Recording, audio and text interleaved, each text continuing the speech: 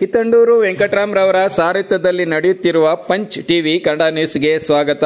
Japan Shito Ryu karate ಸ್ಪರ್ಧೆಯಲ್ಲಿ black belt ಗೆದ್ದ ಭಾರ್ಗವ್, ಕೋಲಾರಕ್ಕೆ ಬಂದ ಗೌರವ.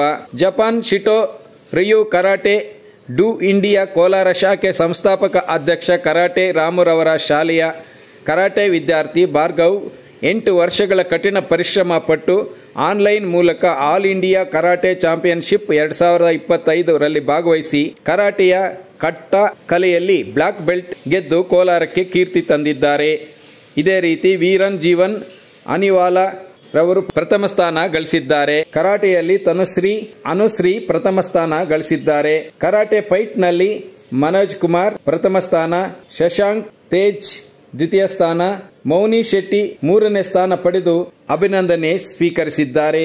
ಈ ಪ್ರತಿಭಾವಂತ ಕರಾಟೆ ವಿದ್ಯಾರ್ಥಿಗಳನ್ನು ಕೋಲಾರ ನಗರದ ವಿಶ್ವೇಶ್ವರಯ್ಯ ಒಳ ಕ್ರೀಡಾಂಗಣದಲ್ಲಿ ನಡೆದ ಅಭಿನಂದನಾ ಕಾರ್ಯಕ್ರಮದಲ್ಲಿ ಅಭಿನಂದಿಸಲಾಯಿತು. ಇನ್ನು ಈ ಸಂದರ್ಭದಲ್ಲಿ ಕರಾಟೆ ಶಿಕ್ಷಕರಾದ ಕರಾಟೆ ರಾಮು, ನಾಗರಾಮಣ್ಣ ಎನ್, ಶ್ರೀನಿವಾಸಪುರ ಶಾಖೆಯ ವೈಷ್ಣವಿ ಎನ್ ಮುಂತಾದ ಅತಿಥಿಗಳು ಭಾಗವಹಿಸಿದ್ದರು. ಕರಾಟೆ ವಿದ್ಯಾರ್ಥಿಗಳಿಂದ ಆಕರ್ಷಕ ಕರಾಟೆ ಪ್ರದರ್ಶನವನ್ನು ನಡೆಸಲಾಯಿತು. Kittandur Venkatram, Punch TV news, Kolar.